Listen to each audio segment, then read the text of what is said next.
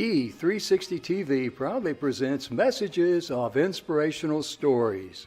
Live streaming now to millions of devices, including Roku, Apple TV, Amazon Fire TV, Android TV, YouTube Live, Facebook Live, with your host, Donna Guimwa, producer and host, Jim Grant, producer and host, along with Michaela Vidal, administrator and host, and Gaia Guimwa Balconi Wada, editor-in-chief.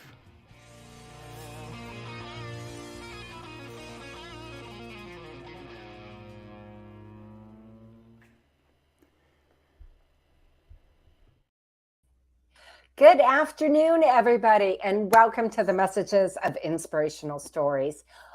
I am so excited. Today, we are talking about, of course, pets we love. And you all know that Jim and I love our pets. We love animals. They make the world go round.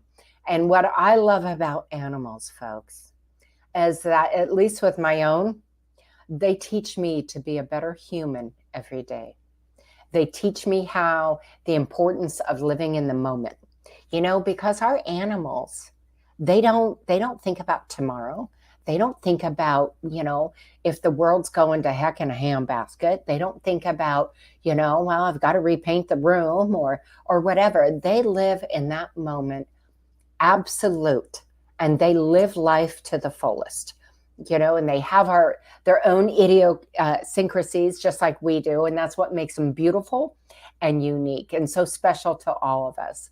So Jim is going to be joining us here in a few minutes, folks. He had a bit of a meeting, so he'll be along shortly. But we have a special guest today, author Pat. And oh my gosh, Pat, I'm probably going to screw this up. I did not ask to pronounce your name right. Leininger. Leininger. Welcome, Pat. We are excited. Pat is an author, folks, and she has two amazing, amazing books. So, Pat, first, tell us a little about, before we get into all of that, tell us a little bit about yourself and animals, and then we'll migrate into, how you came about to write your books, which I think is the most beautiful story of all. Well, my husband and I moved to Montana about 10 years ago up here, and we bought this beautiful property that you can't really see. It is beautiful. I've seen it. But you see it in the books. And we had 4 dogs at the time, 3 golden retrievers, and we have 3 dogs. No, 4, 3 golden retrievers and Jenny, who was a rescue.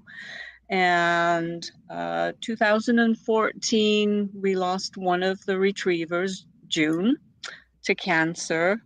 And a few months after that, my husband and I were at the animal shelter, and we were just taking down kitty litter because we go and donate stuff there. And he wanted to look in the back and see what there was. And I said, well, I don't know. And we went back there, and he eyeballs this yellow-eyed little 4-month-old that was looking at him all googly-eyed. And he said, oh, we have to take him home. And I said, oh, no, I don't think so. And he said, oh, yes. Oh, look at those eyes. I said, yes, I know. No. Anyway, he insisted, and this was how we got Walter, who was described as a lab mix. And going home, he was sitting on my lap. I would never have looked at him for a lab mix. And I'm looking at him, and the ears are straight out. And I said, he's a pit bull mix. Uh-huh. And he went, oh, really? I said, oh, yeah. Anyway, we brought him home, and he turned out to be as crazy as I thought he might be. And he was just a little maniac, and ran around and bulldozed everybody. And then he'd sit there with these yellow eyes just looking at you like, aren't I cute? And oh, my husband was totally in love. and I wasn't. But anyway, time progressed. He matured. It took a while, but he turned out to be a fantastic dog. And we lost Jasper, who was the head honcho of the Goldens, in 17. And he was an amazing dog. He was the father of Yuba, who was our other main Golden. And so then we were down to Walter and Yuba and Jenny. And Jenny was just a quiet little thing in the background, did her own thing. And then we, I don't know, I started getting into Facebook around big time, I guess you could say, around 2018. And would put pictures of these dogs on all the time, and people were just falling in love with them. And they kept saying, oh, you need to write a story. You need to write a book. You need to write a children's book. And I'd say, nah, that's all right. No, I don't want to do that. My husband is an author, so one in the family's enough. Good morning, Jim. Good morning. How you doing? Great, thank you. Actually, ladies and gentlemen, that took me by surprise because I was, kind of goofing off before the show, and Donna put me in detention. Jim. I was on a call and had to take, so very glad to be here. So nice to have you with us today, Pat. I've heard a lot of good things about you. Oh, it's exciting. Pat's telling us how she came about doing her books, which is, Jim, is so exciting. It is so exciting. So Pat, if you will continue, because I love the concept behind all of it. Well, I started, let me see. Last August, Yuba was going to be turning 12 in October. And last August, I'd seen these golden retriever puppies advertised from a breeder not very far away from us. And I said, well, we can't do it now, but let's think about getting a puppy for Yuba to train. He's getting up there, and we need another golden retriever. So we talked to the breeder and we went to visit, and I was very impressed. And we saw the puppies that she had that were getting ready to leave. And we put a deposit on one, which would be probably the following April, we'd be getting it. So that was grand. We were going to get a puppy for Yuba. And a month later, Yuba died very suddenly from a cancer, and we had no idea, and it was kind of shattering. But after that, we said, we have no Goldens. One Golden is not enough. We need to go and put a deposit on another one. So we did that. And then the following April, here we wind up with 2 golden retriever puppies, Arlie and Logan, both named for places in Montana. And Walter wasn't overly thrilled at the time, was he? Walter was a little hesitant. Yes. It's like, what the heck are they? Well, he had become, he was 8, and he had become mature, I suppose. And the first time he tried to play with them, he bowled them over, and it was in the snow. And one of them squeaked, and he thought, oh, I guess I better not touch them. And so he was always a little bit standoffish with them. Anyway, I was taking millions of pictures of these puppies playing in the snow and running around, and the snow was short-lived at the time. It was just one of those spring things. And they'd follow me around, so I'd make a circuit every day to start, the day. And we'd go over to the creek, and then we'd go around the pond and up and down and around to get them tired and get me some exercise, because I wasn't able to get out and do my walks as usual, really. And And then it started with all the pictures, of course, I was posting, and people saying, you need to write a book, you need to write a book. I'm like, yeah. And then they were exploring. So kind of came to me that they were little explorers, and I came up with the Lewis and Clark concept. Right? I So love that. they became junior explorers. So Logan became the leader because he would often be taken off and Arlie following. So he was Captain Lewis and Arlie Lieutenant Clark. And then one day they met Chief Walter, because you know how it was with Lewis and Clark. And so Chief Walter became quite a big issue. And I think everybody really fell in love with him as Are much you or kidding? Of more course than we did. anybody. Yeah. Well, they were already in love with Walter anyway. He was quite photogenic. So he had featured quite a lot on my page. And in writing your book, I've got to ask you, this had to be a labor of love, was it not, to share the love that you saw? Because the beautiful thing about all animals, they are no two alike. Each one has their own individual personality, their quirks and all that. So I imagine this was a labor of love for you to share your story, with the pups, with the rest of the world. Was that Well, part it of the reason? was. Yes. And what I was doing was making little stories on Facebook. And so this is why, people were saying I had to write a book. So Mhm. I could say no, I didn't really want to do it. I knew, the work involved with my husband. But I thought, well, and eventually I thought, well, okay. So what I did was saved the posts and basically just transpose those Yeah. into Word, um, and got the pictures. Not all of them, of course. Sometimes there'd be 27 pictures in a post, so had to cut that back.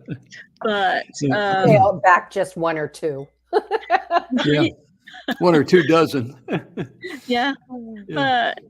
but it worked out, and I was Yeah. able to figure it out and set it up. Right, well, my husband set the thing up for me on the computer, and I just copy what I had written, change And things paste a it, huh? little bit, of Yeah. course, Mhm. um, and then and that was it, really, Yeah. and it went from That there. And so, that's Show us, yeah, really show us that's really great your first advice. book.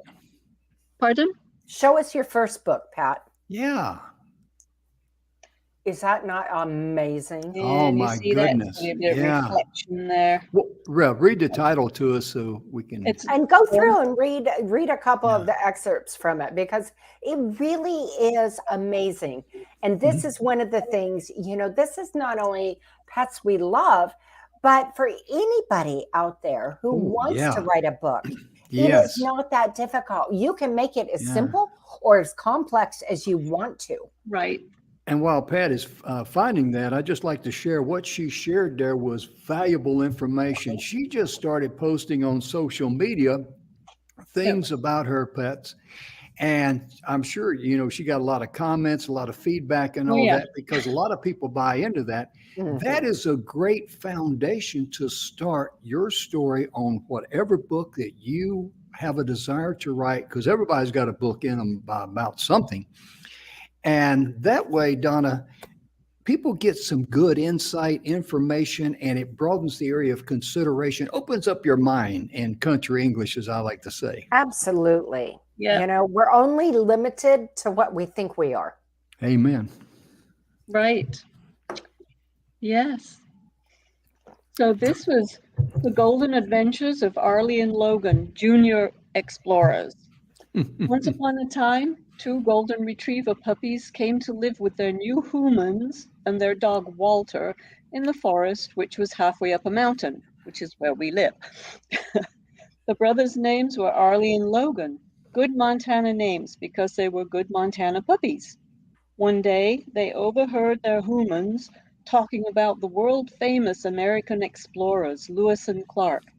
They were enthralled with the stories and knew right then that that was what they wanted to be when they grew up, or before. And so began the adventures and explorations of Captain Logan Lewis and Lieutenant Arlie Clark, junior explorers. Hey, I Isn't like that that. amazing? Right away, right out of the gate, And ladies then and we gentlemen. just- Pat gave her dogs each one a personality. And like the Absolutely. dogs were buying in on the story, I was buying in on the story. And that's what makes a good book when people you draw them in on the journey. Oh, Absolutely. my And goodness. it's what makes Pat, what you did by default, if you will, right? But it Right. made what you did so damn brilliant. Yeah. I mean, seriously, it's just brilliant. Well, thank you. Yeah. Yeah. Because It she was didn't fun. start out like, let me tell you about my pups. Right. Because everybody She likes to didn't- brag about their dogs and their kids. Exactly. Well, thank you. That's amazing. I love that. I really do. And my goodness, that book is just, it just draws you in right out of the gate, right from the very first sentence you started reading. I was kind of like, we can sit back and let her read the book and show will be great. Yeah, I actually, Pat, I want you to read a few more out of that book. And then Pat's written 2 books, folks. So, right. She's written 2 books. So while she's looking for the next one, I'm going to be putting in the marquee where you can purchase Pat's books on Amazon. Amen. Right? Because these make amazing gifts for Christmas for our children, grandchildren. And there is no better gift. Adults.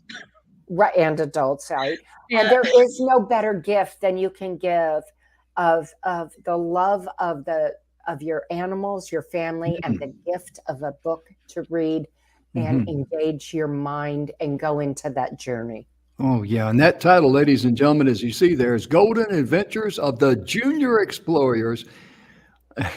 I love that. The Junior Explorers. We're Junior Explorers. We're in training here.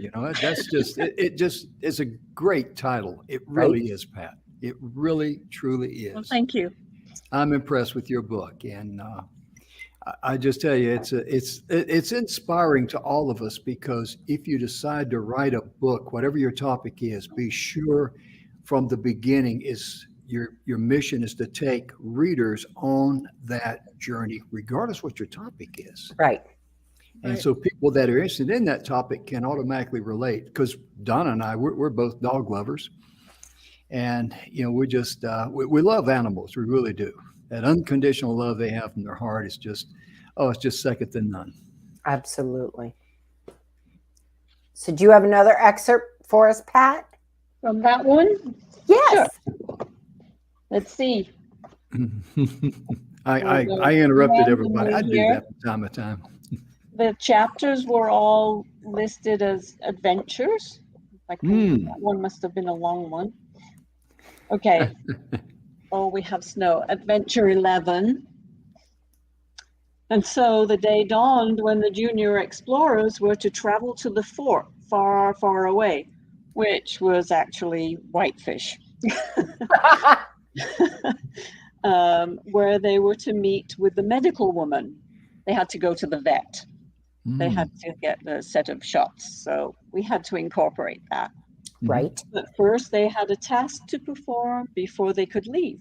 They needed to find and bring some wood to the camp so Cook could continue to produce delicious meals for the expedition team. They stepped out of their tent to find once again the world was enveloped in a raging snowstorm. But they knew they were in Montana, so no big deal. It always snows in the spring, so off they went to find some wood. And they were just running around and looking for whatever. Everything had to be interpreted. Just what puppies do, Right. Well, and I know from the story behind the books that one of the pup's favorite toys was was several, I should say, toy ducks.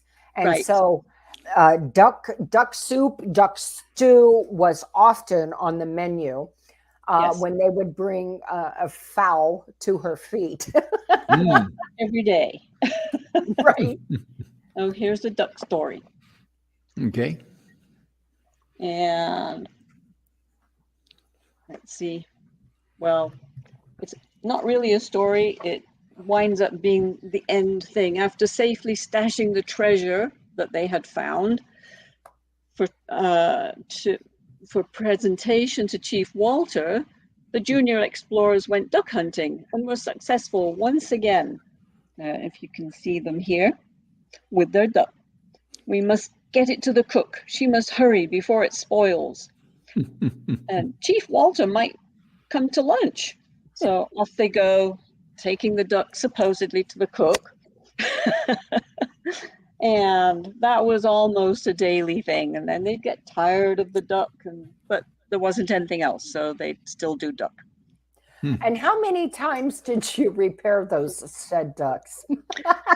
I think we wound up with 2 adult-sized ones, and then a medium one and a baby one.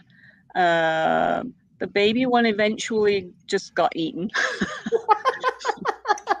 To throw that one away. I still have one of the original ones that I found stashed in the back of a closet for repair. So it needs surgery and it's fixable. I think I need to do that one of these days when I have a moment. Right. And then I bought a new one not very long ago and was horrified that they pulled the head off practically within about 10 minutes. So I need to repair that one. So ladies and gentlemen, if you got some defective ducks at your house, just send a Pat and That's okay. That'll fix them right up. yeah. You know, and it's funny because I have a Great Pyrenees, Pat, and I found out early on I could not give him any kind of stuffing, you know, any toy that had stuffing, because he just demolish it and eat it. And then when they came out with those, this was priceless. Y'all remember when they came out with the indestructible toys that they couldn't pull them apart and they couldn't get stuffing out? Sure. Yeah, that lasted about 10 seconds at my house. Right. So it became toys that were, you know, the hard plastic, but not too hard, stuff that, you know, he could play with, because obviously that stuffing, and if you're a new dog owner, you should be aware that if you give a dog that kind of a toy and they swallow that stuffing, it goes into their intestines and it can block everything. Right. And they have to have surgery. Right. It can be a absent or kill them, to be honest with you. It can do, you know, either one. And it's very traumatic for everybody either way you go. So be really careful if you give your dog a toy with stuffing and they like to eat it. This is the thing with puppies. You have to watch them unless they're sleeping. You have to watch them all the time. Right. No different than raising kids. Oh, it's exactly the same. And they get into the same kind of mischief. Yes, they do. They make the same kind of mess. Right. Oh, yeah. And but eating things, you know, it's, I don't know, with these 2, with the new puppy now, that hasn't had a mention yet, Clancy, he is he's just totally different. I'm amazed at him. He doesn't eat things that are unauthorized. He's never tried stealing socks, shoes, slippers, gloves, anything like that. It's totally amazing. I don't know where this dog came from, but he's amazing. And that is amazing. Very chill and very well behaved, actually, but sassy as can be, especially with Arlie. You know, it would be no fun if they weren't a little bit sassy. Oh no, no. Right. I have. We recently got a Roomba, right, to help with the vacuuming. You know, with the Great Pyrenees, and if any of you know, they shed an untold proportions. I grew up with German Shepherds, and Jake makes German Shepherds look like they don't have any fur. Right. And then on top of it, we have 4 cats. But Jake, it's strange. Their idiosyncrasies with our animals. He's 12 years old, and he's scared silly of the dang Roomba. And it's the vacuum he's not scared of, but mom controls the vacuum. But the Roomba has got him a little bit freaked out. And the only thing I can think of is I shared this. We shared this. Jim and I did, Pat, on a show a few weeks ago. He fell in our pool. Oh yeah. And he'd been in there a while, and it was before Thanksgiving. Yeah, it was before Thanksgiving. And I, of course, had to jump in and get him out. And he'd been in there a while and couldn't walk. So I got him into the house, which is no easy feat at 4 feet long. And I think because of that time, my husband and I noticed that he's even more joined at the hip with me. And so I think things are really kind of, after that, a little more, I don't want to say he's scared, but he is scared. I think he's just a little more hypersensitive. Right. Yeah, they're not swimmers. No, he hates the water. He'll lay in the snow all day long, and you can never see him because he's pure white. Right. But he hates water. Right. Not like mine. Yeah. Right. Yeah. You know, when you were sharing your story about, is it Clancy you were talking about? Was that the name, Clancy? Yes. Okay. We have in our previous dogs we've had is Australian cattle dogs, and we bought one, and a friend of mine bought the other one, but after about 2 years they could no longer keep him, so my son brought him home and going to try to find a new home for him. He was 2 years old, and I says, James, do you realize how hard it is to find a home for a dog that's 2 years old? And so we tried and we couldn't, and the guy was going to take him back and give him to somebody because somebody needed another hog dog. And when my wife heard that, she hit the roof. She said, that's our first one that came out of the same litter. Said that's Polly's little brother, and that's Range's brother, our other dog. She says, he's not going anywhere. I said, okay. And so smart man. And working with him, we brought him in the house. He had his own bed. That's the first time I've ever seen a dog smile, but he actually smiled. But immediately, this dog had lived out in the country. He had swam in lakes. He had, sometimes, fend for himself as far as food, because they fed him too, but he was always bringing in rabbits and stuff like that. But right out of the gate, that dog was automatically house trained. Because as we had him outside, he saw Range come in and out, and he saw the way Range went out and took care of boy business, as I call it.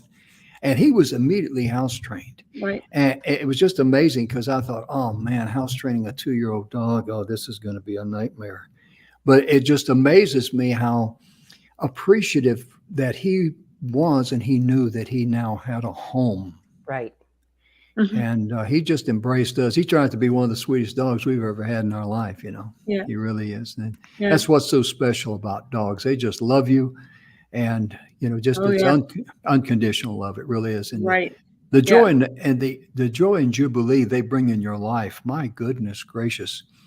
I've known some people in my life that their pets, whether it be a dog or whatever, their pets are the only thing that they have in their life that shows them love, attention, and spends time with them. That's what we need to do with all of our family and friends, is try to find some time to spend time with people over the phone or whatever. That's important, isn't it, Donna? It is important. It is important. And, as we all get, at least as in my life, as I get older, time isn't granted. We don't know. What'd you say? Stop it, Jim. We don't know what's downline today, tomorrow, or 10 minutes from now. So, take time to stop and smell the roses, because there is nothing, folks, in life that is more important than love, the love we give and the love we receive. And at the end of the day, when our time's here and gone, that's all we take with us. Amen. Right. Amen. That's it. So, okay, let's jump into your second book, Pat. Yeah, tell them. I'm eager to hear about. What's the title of it, first of all, the second book? This one is Further Adventures. of the Golden Explorers. Can you see them?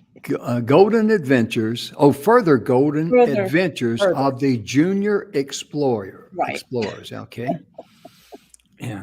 And this is just a continuation. Of course, they're a little older, so they're really getting into real adventures. They got to go hiking, real trails a little bit, and Real they wild animals. they didn't meet any, fortunately. And they were remarkably good, and they followed Walter, who was just an excellent hiking dog. And I only found this out a couple of years ago, the last 2 years, really, how good Walter was. He would always be way out ahead of me, and then he'd stop periodically. Every time I would stop to take a picture, he would stop. It was like we were joined by a string or something. And I mean, he could have been 100 yards ahead, and he would stop, and he'd wait, and then I'd get going again, and he'd go. And one time in the winterish, there was snow on the ground. He was following wolf tracks, and I was watching him. I knew what he was doing, and then he'd keep stopping, and he'd look up the hill. So I was coming along behind and keeping an eye on him, and then he got to where he just stopped, and he's staring up the hill, and I thought, so I get my bear spray out and I get to him. So I stop, and I'm looking, and I thought, and I could see this animal about 100 yards up the hill, and it looked like a big black German Shepherd. And I thought, well, we don't have any German Shepherds around here. In fact, nobody has dogs, only the one neighbor and their little tiny dogs. And we're the only ones. And I thought, no, the only German Shepherds I know are about 3 or 4 miles away. So we just stood there, and Walter stood there, quiet as could be, just staring, didn't do anything. And this dog just was staring at us, sitting, and he gave one bark, and then he turned and went off up the hill. And I thought, that was a wolf. That was a wolf, Walter. You're a good boy. You know, it's amazing that he didn't instinctively want to go off and give chase and raise hell. He did not. Which would not have been a good thing. No. Yeah. And he was so good. And then another time, it was springtime, and we had walked, about 5 miles. Well, 5 miles total, but it was about 2.5 miles up the road. And there's a creek, which is really deep down. Can't really see it. It's, down in a big dip. And I was coming back down towards it, and I stopped and was taking photos bent over of wild strawberry flowers. And he was ahead of me, and when I stood up, he's just standing there staring down the road, and I thought, now what are you looking at? And then I saw movement in the bushes, and I thought, it's likely moose. And sure enough, this moose pops out, and she's standing there on the road, and it was only about 50 feet from us.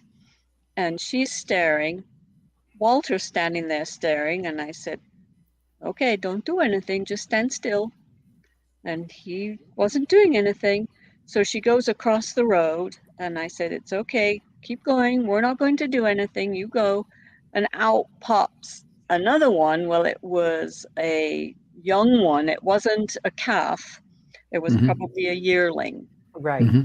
And joined her. I thought, which is just as bad. Moose can be extremely mean. Beyond here, and our local whitetails too at this time of year.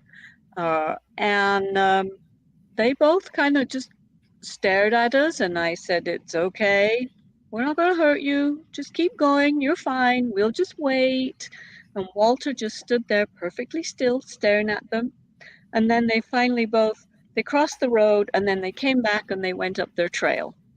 And This was about 2 years ago, and it's the first time I really told Walter he was a good boy. Can you believe that? He was just something else. Yeah. But, It's amazing how he has that, instinct right out of the gate. right. That I know. if I stand here, there's safety in numbers, and if I go off and chase one, we're dividing our forces. That's Right. probably part of what he was thinking there. But it's Maybe. amazing. Yeah. It's amazing how dogs reason that, and they Right. realize what their strengths are. Right. Well, They really and for do. me, it's even more amazing that he didn't want to run after the wolf and Yeah. and charge it, right? And be instinctively what a dog is. Protective. And and the same with the moose. I Right. mean, holy cow. That Yeah. is something that, most people work their hiney off to train their dogs not Right. to do. And And the this is fact that what we're trying to do. yeah, and the fact that he knew it innately is amazing. Mhm. Yeah. He had a little conversation with one of the deer, though, one time, and I think that A helped a lot. conversation. She told him, she, tapped him, apparently. I didn't see it, but my husband did. And ever since, he just never made any attempt. He would be on the back porch, there'd be deer out there, grazing on the lawn, and he'd just sit there and stare at them. And so that was really nice. Mhm. Oh, We that is appreciated awesome. it. Mhm. That is awesome. Well, Yeah. and the thing about Walter is he was a sturdy boy. Oh, very. Oh my Mhm. Lord, he had a chest. If there was a dog with a barrel chest, it was Walter. Right. I mean, Yes. and I got to tell you, folks. I mean, Pat knows this. That boy is just gorgeous. He Mm. is absolutely something, and he was so photogenic. And Clancy is about as cute as Six Buttons Sideways, and Arlie. But Walter was just as majestic and almost noble. Right. Like I know when that's the way people who don't understand what a Great Pyrenees is. And I said, well, when you see them stand or you see them sit, you'll know the majestic nobility of them. Mhm. But Walter was a lot like that in his own unique way, and he was absolutely gorgeous.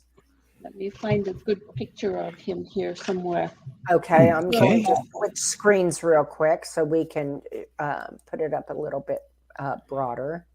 And I want it. Oops. I'm sure I've got one here somewhere. Well, let's see here. I wanted to do Walter. solo of her, Jim. Apparently, good help's hard to find.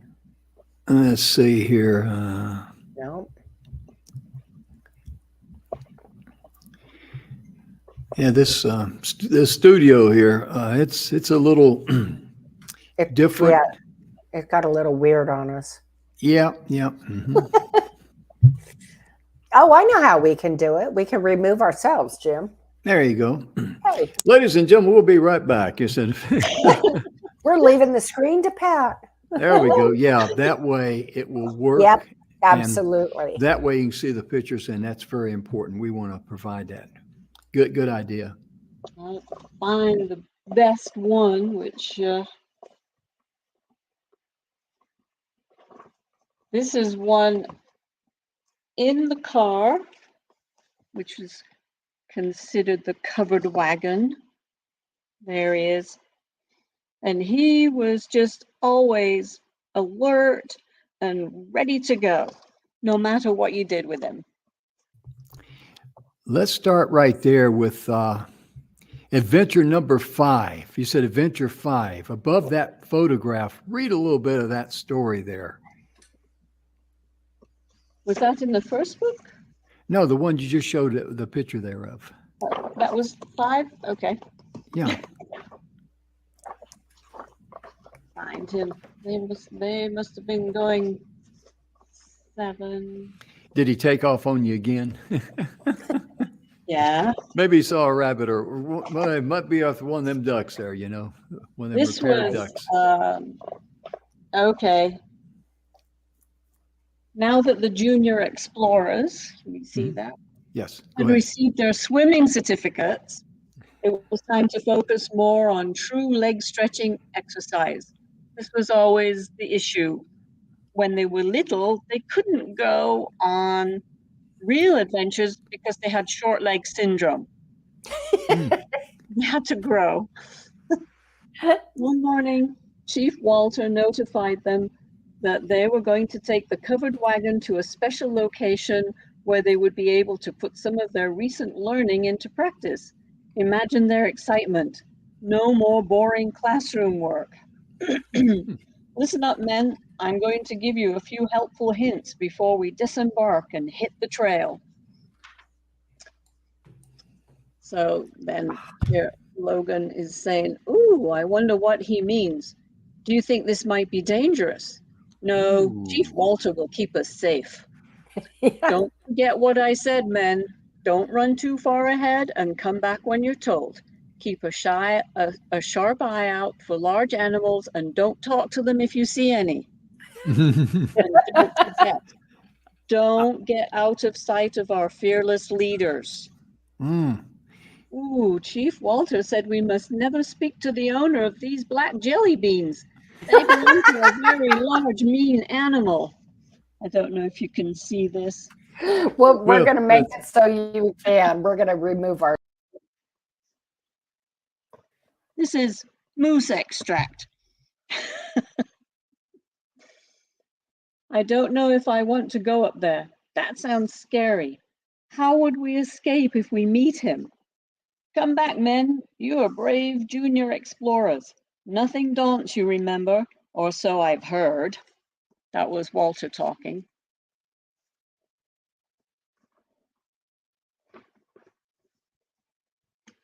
Here we are at the special trail, but Chief Walter said we can't go up there until our legs are a lot longer. Sigh. Ooh, that river is really raging. Chief Walter said to be very careful and not go near it. I just want to taste the white stuff. Is this snow? Of course it is. Have you forgotten already? Where is all that water coming from, Chief Walter? The snow on the mountains is melting and it's all running downhill. mm. Ooh, Let me just really? interrupt you there 1 second, if I may, Pat, and hold your book there because, ladies and gentlemen, notice how she wrote that book. She's got stories and pictures that go hand in hand because the written word and a pictorial view of it, of the real life that she is sharing, that is extremely valuable, especially you folks that struggle writing books and you people want to be an author. Take a note of this here because it is so important. Because let me ask you, Pat, when you were writing this book with the photographs probably really helped you encourage the uh, the story, and most importantly, be able to communicate from the heart. Because I love the way you gave each one of them a personality, like their mind is thinking. That is just fantastic. It really is. Right. Well, when I see the photos and start posting them on my page on Facebook, Hmm. then the dialogue would just come to me. Oh Like yeah. these pups are. This is what they're thinking. Well, they probably weren't, but it seemed like this is what they were thinking. Oh yeah. Because we watch movies on dogs, and the Right. personalities that they have, the way they draw the audience in. Like I remember one show we were watching about dogs, and this one dog is, his thinking is the dialogue behind him is kind of like, oh no, Uncle Fred's here. And oh my goodness, he always eats too much. He doesn't smell good. Ugh. And he gets on my nerves. And he thinks I want to play with him. That just cracks me up. It really Right. does. I tell you, Don, I was just sharing with the folks while you were stepped away for a second there. If you look at Pat's book, she's got the pictures there and the stories that relate directly to the photos. Oh, Right. that's powerful. And it isn't overpowering one way or the other. And Mhm. so it's for, reading to your children, your grandchildren, or the young readers in your home. It's easy for them to follow because it's not too much of one or the other. Yes. Right. It's a pretty quick read. Yeah. Right. And But that's very exciting, for somebody who has read and loves to read profusely. It is important to understand your audience and what you're doing, and not put too much of one or the other into it. Mhm. That's a great book for families to sit down and share with young kids, because kids automatically just migrate to animals, especially Absolutely. dogs. And Right. it's just it's a great quality time together to share a great story with your kids. And also it's a great tool for them to be able to learn to read and to share with you as an adult, as a parent, I should say, what they understood from that story, what they got out of it. I know Right. Donna is uh, real big on that, getting kids to develop and bring themselves out, because you've done a lot of that in your life with your children, and also other kids in your life. Yes. Yes, Mhm. absolutely. My house was seemed to be always a revolving door for Mhm. my kids' friends. She And was so, always making them school lunches, so if you got some hungry kids, send them over to Donna's house. She'll fix them right up. yeah, I was like, "Ooh, snacks, what's your mom got today?" Yeah, yeah, yeah. So super important. And Pat, oh, look at that. This was a duck retrieval. Let's give her full screen again. I'm going to take myself. Absolutely. Yeah, go ahead. Hold that right there. You can see they they caught the duck, and now they got to take it in. Yeah, sorry. That's quite all right. I tell you, that's really amazing. It really is. And And I just love this the fact that this book winds up being a little bit sad in the end, because mm, Walter, I'm sure you know Donna, he left us very suddenly, not very long ago, Right. yeah, and it was quite a shock. We had no idea. sure. Yeah. And again, cancer, brain cancer. Mm, mm, And I had started this book. I thought, how am I going to incorporate that? Right. And I did. Um, so I was reading it yesterday, I think, and it did bring me to tears. It brings sure. me to tears, Pat. We're Ah, still getting over the shock of Mhm. this, because it was only 2 months ago, September. Where are yeah. we? Mm, Just right about 3 months now. Right. yeah. And the puppies had to learn that everything would Mhm. be okay. Mhm. Yeah. Um, We can relate to that very much, because I lost Range, one of my Australian cattle dogs, my sidekick uh-huh. for 10 years. We didn't know he had pneumonia, and within 48 hours, he was Oh, gone. And it just, it destroys you. But that, I think yeah, you did a great job there in incorporating Walter's exit from the world, because that's also something that can prepare kids for real life right, and understand that the exit here is not an eternal exit, because all dogs, all animals go to heaven, and one day we will be reunited with them again with no cancer and no type of physical ailments. And even their owners, speaking for myself only, we will be a lot smarter. They won't look at us and go like, "What are you thinking?" right. Well, and it helps with, the ebb and the flow of life. I know that Yes. I was never sugar-coated from that as a child. Hmm. Um, and subsequently, I'm pretty straightforward woman.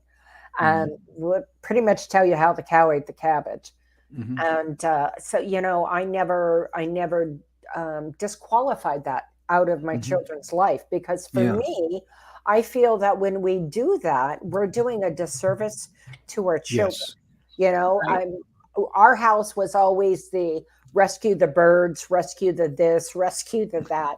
Right. Whether they lived or not, it wasn't. I mean, of course, we tried to help them. Sometimes they were too Hmm. far gone, but the point is that we tried. We give them what we can, and we Right. give of ourselves freely, and that was an important stepping stone and tool Yes. for my children to see and go through in life.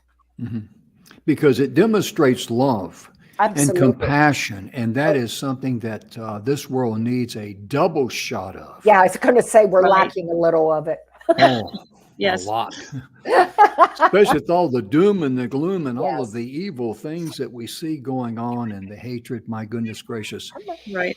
We can all take a lesson from our dogs because, and all of our pets, because the way they show us love, unconditionally, that is something that, we can show how we can demonstrate our love and compassion for an animal like Donna's sharing there, because it's important for kids to know if they can do something out of compassion and love, regardless if it's an animal, a person, or whatever, do it.